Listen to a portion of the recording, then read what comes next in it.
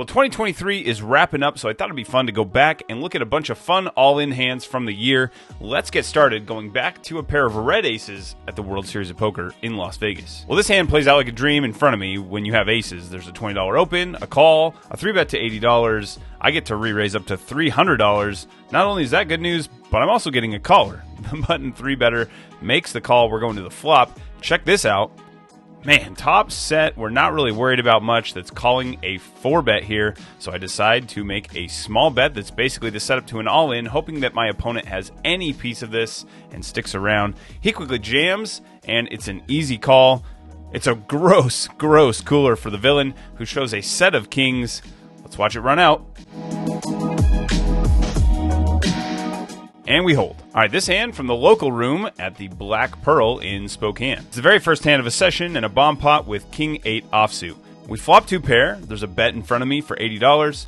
And I decide I'm just going to play slow here, call, make sure we don't have like a straight card come in on the turn, and if everything looks good on the turn, we'll pile it in there. We get the chips in. Let's watch. That's right, the board pairs in the river. We find out that we're up against a king, but the counterfeit means that we have the second best kicker. Boo. This doozy of a hand comes from Reno, Nevada.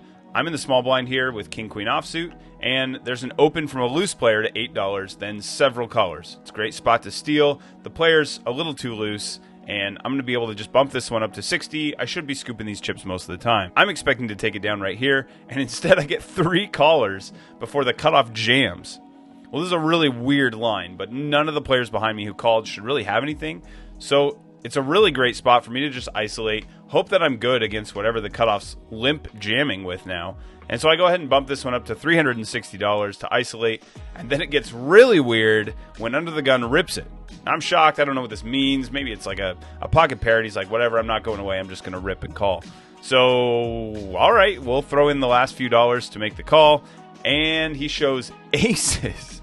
Just such a weird way to play aces. Now we're in a lot of trouble, and we're hoping for a miracle. We flop the king, but we don't improve further, and all the money's going to Marquise. He gets to enjoy a steak dinner with my chips. This is the same session. I'm still in Reno, Nevada, hanging out with my guy Jeremy, who is Color Up on YouTube. He opens to $11. I raise it to $35. There's a caller in between us. Jeremy then throws in an extra $100. So $75 behind at this point. Decided not to jam. I'm not folding here. I've got ace-king suited, so I bump it up to $200 to put him all in. The other player folds. He calls. Let's watch the run out.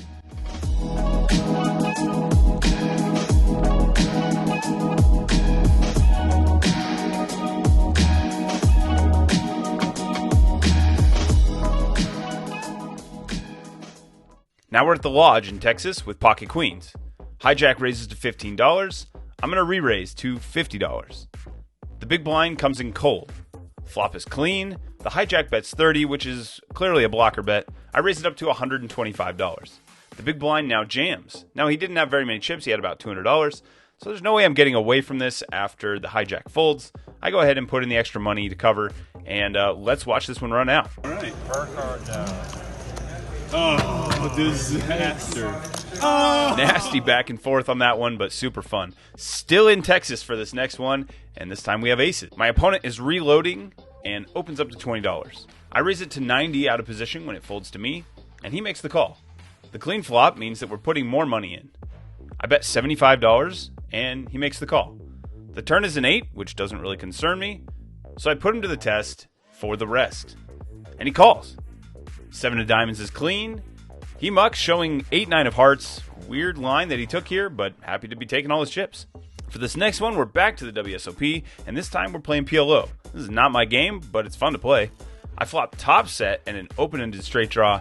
We end up getting all the money in, and I make a set on both boards. But, of course, it's PLO, so a set on both boards isn't good enough to win them both. We're going to be chopping it up despite the good hands. Same table, a little bit later, I 3-bet a short stack player who's been having a rough go of things, and he goes ahead and jams after I do. I don't think his hand is going to be very strong here. I think he's a little bit tilted and just kind of frustrated that he's so short stacked. I make the call, and let's watch this run out.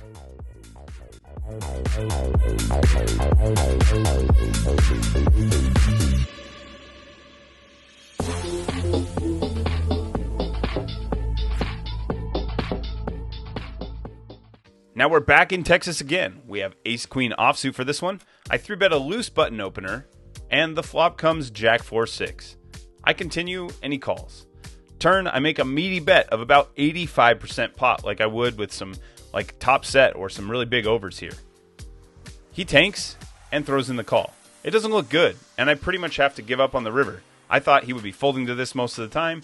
When he calls here, I pretty much am dead unless I hit a king, queen, or ace on the river. Well, the queen of clubs shows up. Fantastic news. I think he probably has a jack. I go ahead and jam. He's frustrated and folds. Still scooping a great pot, though. We're back on the home turf for this next one, and I've got pocket queens. I 4-bet to $200, and I end up getting called. This is not a good sign in this game. This is a really strong hand. The flop is beautiful, though. Top set. So I do have to worry about ace-king, but my opponent checks. I bet $150, and he just calls. The turn relieves any worries that I'm behind in any way when I hit the best 2 pair available, quads. He checks. I bet $150 again, and he calls. The river is a blank, just a banana. I jam. He calls. His cards go into the muck quickly when I show my hand. Back in Texas again, and another PLO bomb pot. This one's fun. We have trash, but end up making a boat on one of the boards and getting the chips in when I think that my opponent is playing the opposite board. Turns out I was completely wrong. He had both boards covered, and I'm way behind. Now I have 1 out to not lose everything, and I'm calling for it. 4's good. Oh, 9s, that is devastating. Very nice. 5s, oh man. I'm in terrible shape. I'm losing everything. What can I draw? A 6? Needing a 6. Wow. It's a 6! This one came from the Bellagio in Las Vegas, playing some 5-10. After folding for about an hour, I open up ace-6 suited from the low jack. It looks like early position, which is what I put here, but we're missing a bunch of players, so I really should have put low jack on here. I get called by a very aggressive player. The flop is not good for my hand, but it's fine for my range, and I continue. He calls. Turn adds a flush draw. I bet again. This time he thinks for a while and chooses to raise. I end up making the call with a chance to get a lot of money in with this flush draw on a club river. Instead, we make an ace. This one came down to a live read on timing. Opponent is a thinking player. He's been taking a lot of time on his decisions, but now goes all in without thinking through, when an ace should have given him some reasons to consider, even if it just changes his value targets. So for that reason, the timing tell just doesn't seem normal. I make a very uncomfortable call, one that I feel like I should be folding, but just something is telling me that I need to make the call here, and I get shown a missed Gutterball. Whoo! Piles of chips coming our way. It feels good, but it was incredibly uncomfortable. Alright, same table, and I'm now playing against the friend of my last opponent, who is also making a ton of aggressive moves. I 3-bet preflop to $140 over a $25 open, and he calls. Flop is Jack 8-8, 2 diamonds. I continue for $110. My aggressive opponent raises to $320. We're both really deep here. So I'm calling, since we're both deep, and we'll assess what happens on the turn. Now the turn is a 6 of spades. Doesn't change much, and now if my opponent has a flush draw, even if he continues to be aggressive, this is a spot where I can make a much cleaner decision. He bets $620. Based on the 3-bet and his position opening, I don't think he should have too many 8s here. For that reason, I think he's going to have a lot more jacks or flush draws. For that reason, I feel good. I'm not going to get away from the hand. I go ahead and jam. He thinks for a while, but ultimately decides he's going to fold. Not a problem. Again, we're scooping a huge pot. This was a monstrous one because it decided whether this session would be a huge win or a small loss. I just finished stacking the opponent with quads and now get dealt ace-king of hearts. I open to $12. He raises to 60 over some collars, and I repop it up to 175. He makes the call. The flop gives me a flush draw with 2 overs. I make a small $150 c-bet, and he makes a huge jam for 1.5x the pot. Now I could fold and keep some profit. But I'm drawing live to almost any hand, and I didn't get raised again pre-flop like he might with aces.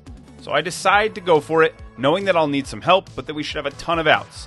He shows me kings, which reduces the outs that we have, but we're still drawing to a lot of good cards. Let's watch!